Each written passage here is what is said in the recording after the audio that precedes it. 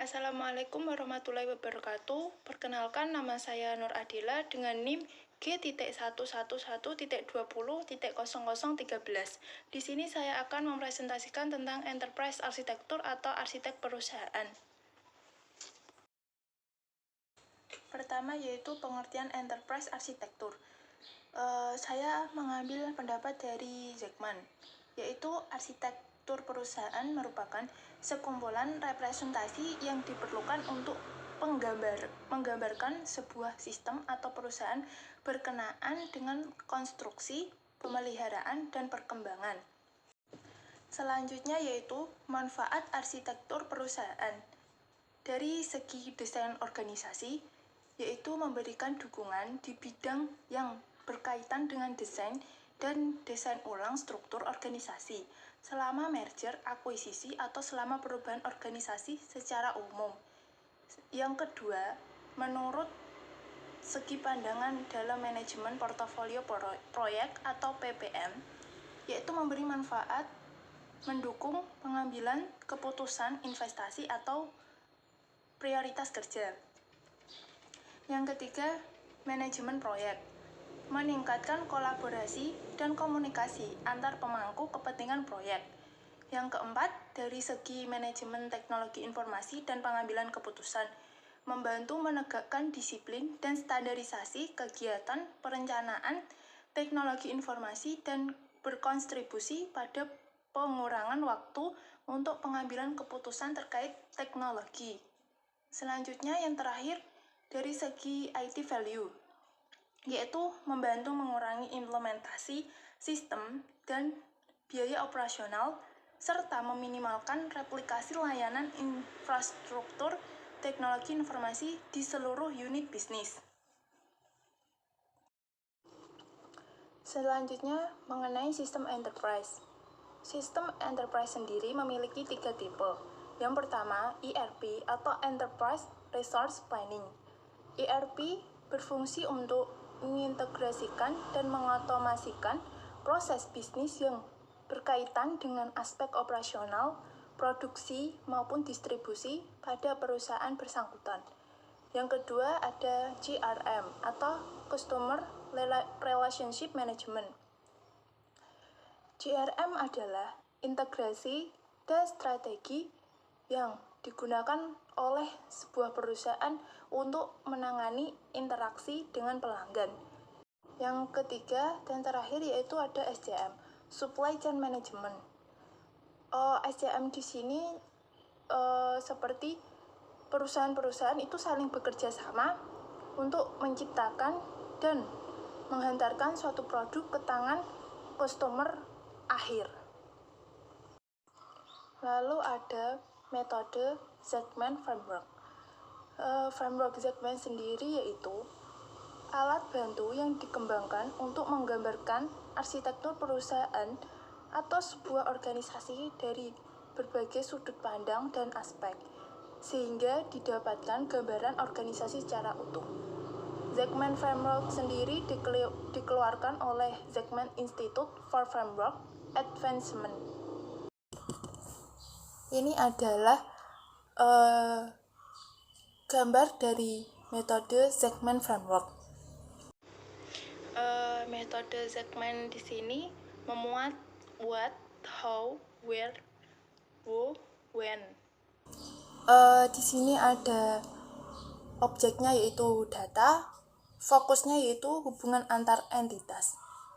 Pada what yaitu data yang memiliki relasi dengan data lainnya. Misalkan data kode pos menjadi bermanfaat ketika digunakan bersama dengan data alamat. Kolom what ini membahas mengenai data yang ada di perusahaan. Bagian-bagian yang diuraikan adalah scope, enterprise model, dan sistem model. Selanjutnya, how. How itu bagaimana?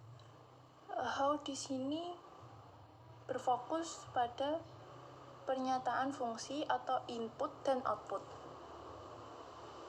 How itu seperti bagaimana organisasi bekerja, bagaimana sebuah perusahaan itu memenuhi pesanan, dan bagaimana suatu perusahaan mengelola tempat penyimpanan.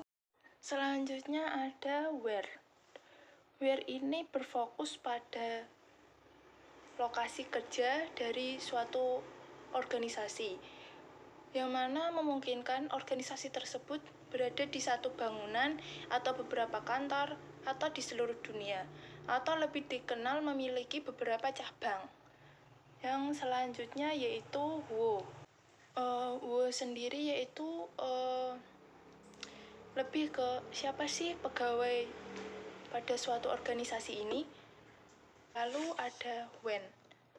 When di sini digunakan untuk mendesain event-event yang memiliki relasi dalam membangun kriteria kinerja dan tingkat kualitatif untuk sumber daya organisasi. Selanjutnya yang terakhir ada why. Why menguraikan tentang motivasi, tujuan akhir yang ingin dicapai atau strategi metode yang digunakan sebuah organisasi dalam membangun sebuah perusahaan. Lalu, kenapa kok kita harus memilih metode Zechman Framework? Karena metode Zechman Framework ini memiliki beberapa alasan. Yang pertama, mudah untuk difahami, tidak bersifat teknis, tapi benar-benar logik. Yang kedua, memusatkan perhatian pada perusahaan secara menyeluruh. Yang ketiga, dapat digunakan dalam konteks perusahaan kecil, menengah, maupun dalam skala besar. Jadi semua perusahaan itu bisa menggunakan metode Zechman Framework ini. Selanjutnya ada metode TOGAF atau The Open Group Architecture Framework. TOGAF sendiri adalah suatu framework atau suatu metode yang rinci dari suatu kumpulan tools pendukung di mana memiliki fungsi untuk mengembangkan enterprise arsitektur.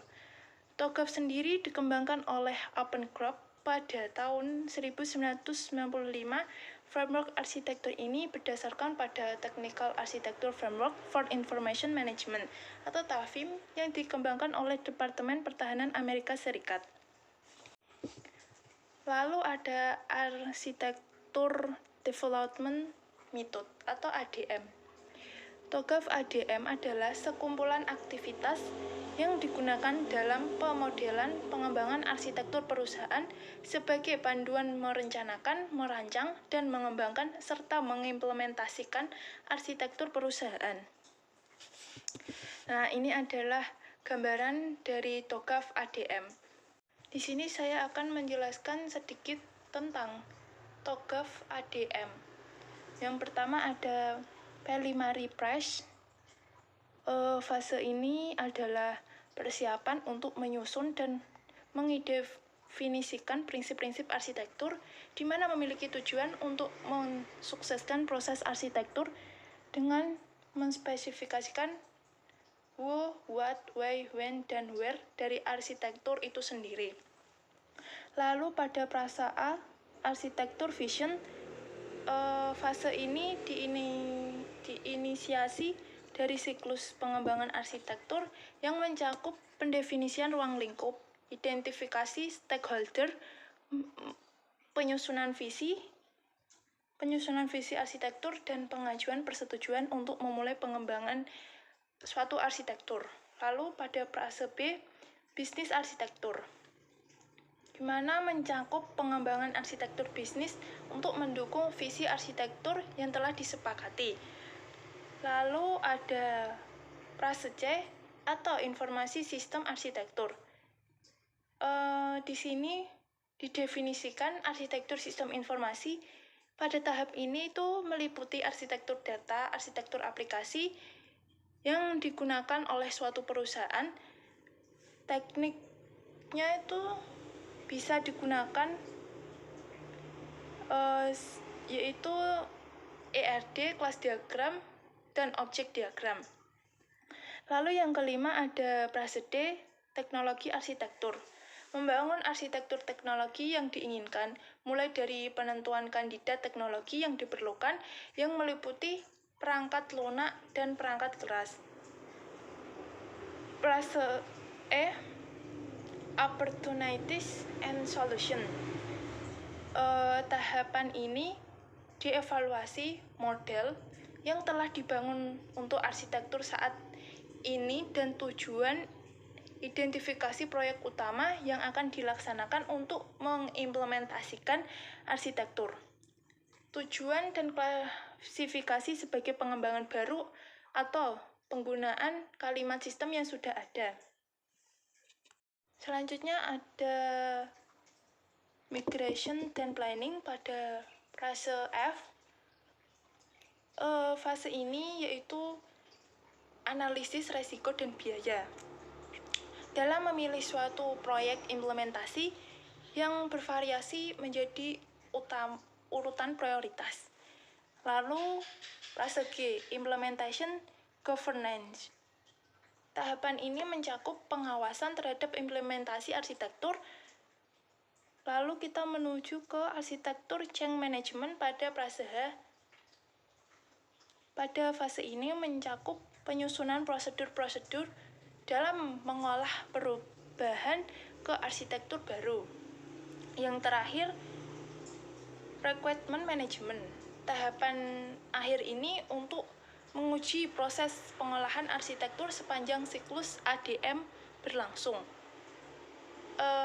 Sekian presentasi dari saya. Apabila ada kekurangan atau kesalahan dalam pengucapan, saya minta maaf. Saya akhiri. Wassalamualaikum warahmatullahi wabarakatuh.